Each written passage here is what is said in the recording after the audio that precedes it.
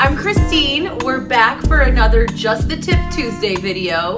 And I'm Nisha McKenzie, and I'm here to talk about virginity with Christine today. Virginity. Yeah. I feel like it's so tame compared to the last two things we've talked about. It is. Orgasms, BDSM. Now we're taking it back to the beginning.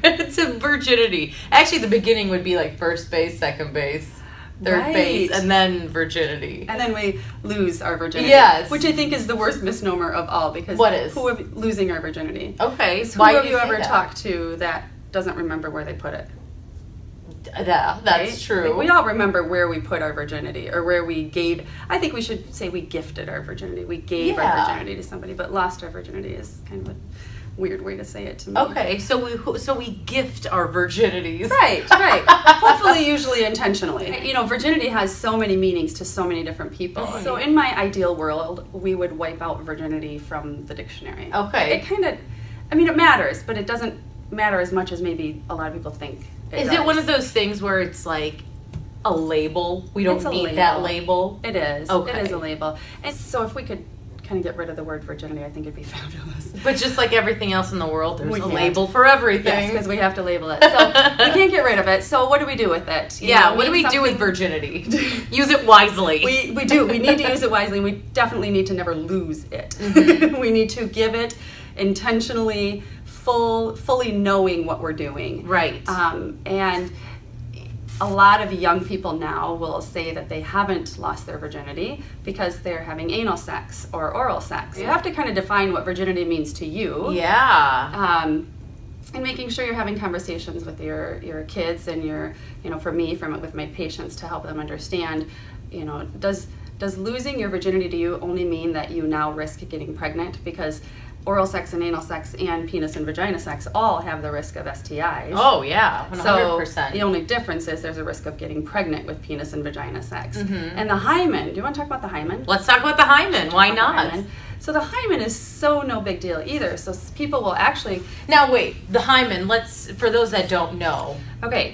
So there's a thin membranous piece of tissue that can cover the opening to the vagina. Sometimes. Mm-hmm. Not every woman has it. Not every woman is born with it.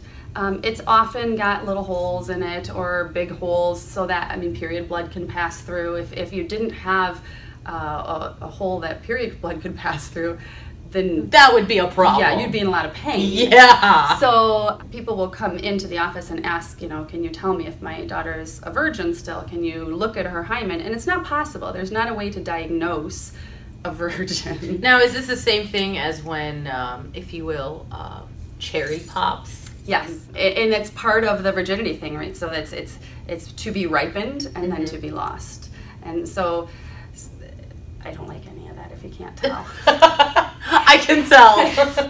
The hymen is, you can break it or disrupt it or spread it to the sides with a finger, with a tampon, riding a bike, landing on your butt hard, falling off a balance beam. There's so many ways that you can break your hymen. Yes. It just means she has a normal vagina. Yeah. There are even cultures where you'll have to, and this actually happened more often in kind of medieval times, but still cultures now, where you'll have to, the family and the whole community will stand outside the window, and after the consummation of marriage, after the wedding night, they'll hang a sheet to show that it's bloody and show that they had a pure wife. And I think it stemmed, the whole virginity thing there too, stemmed from back in the medieval times, that the man wanted to know that any offspring was his property. Yeah. So he wanted to know, was his wife pure? Was she a virgin? And yet let's be real here, back then the men weren't even pure themselves.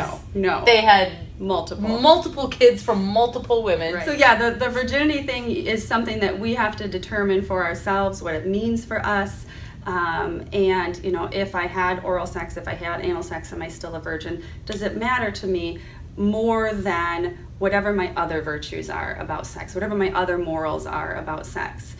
Do I want to make sure I just don't get pregnant before I get married, or do I want to make sure I don't participate in X, Y, and Z before I get married? Yeah. So you figure that out and kind of just leave virginity maybe out of it, because otherwise people do tend to stress out quite a bit about, are they a virgin, are they not? Why do you think that is? Just culture, because of the purity of what virgins used to be. I think that, and it seems to be more important for women than men to remain a virgin. There's the whole stud if you're with a lot of women, if you're a guy, and there's the slut if you're with a lot of men as a woman. And, that's a very big discrepancy in how we see sex between the genders.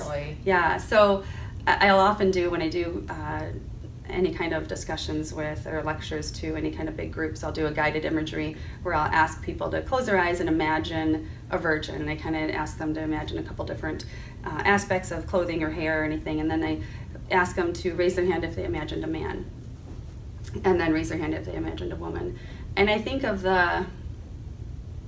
it's probably been 300-400 different people that, of all the groups that I've talked to that I've done this with, I think 2 people have ever raised their hand and said that they imagined a man. But that's what culture, what society almost tells us. Almost a stigma. Yeah, it is that women need to be pure. And if that's what you want to be, then be that. Yeah. But don't worry about what other people think and that you need to be a virgin. And I think that's a big thing. You don't want what other people are doing to affect you. Don't feel pressured to have sex because other people are having sex. And namely, these younger no matter kids, what age, really. Absolutely. These younger kids who are being pressured to have either anal or oral sex so that they can maintain their virginity.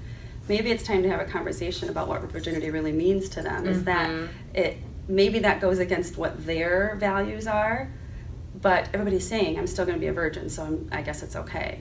And so oftentimes these kids don't have, or don't feel like they have someone to talk to. So talk to your parents, talk to trusted friends, talk to your medical providers, find someone to talk to that you can talk through this with, because it is important to make sure that you look back on gifting your virginity in a positive way. So I suppose that's our tip for today, is understand what virginity does and doesn't mean, and help our younger population understand that for them as well, for themselves.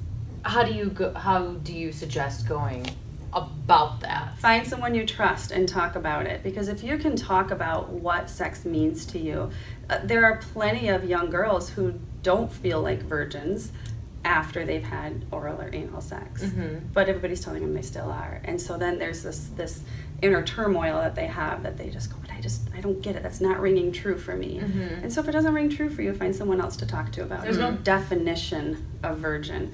I mean, if you look it up in the dictionary, there will be. Yeah. But like I said, if you're gay, lesbian, you've had sex. You don't necessarily consider yourself a virgin, but you maybe have never put a penis in a vagina. Right. That's interesting. So there's so many, and this is a whole nother talk also, but there's so many ways to have sex. There's so many ways to be sexual or to be sensual with somebody. So I think the biggest thing to take out of this is don't let society define it for you. Right, exactly. Don't let society tell you what's normal.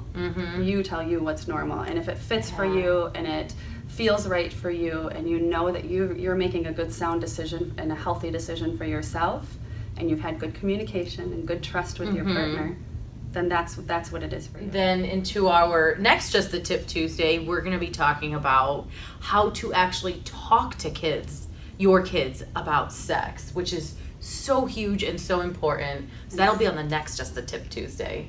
Thanks. Thank you.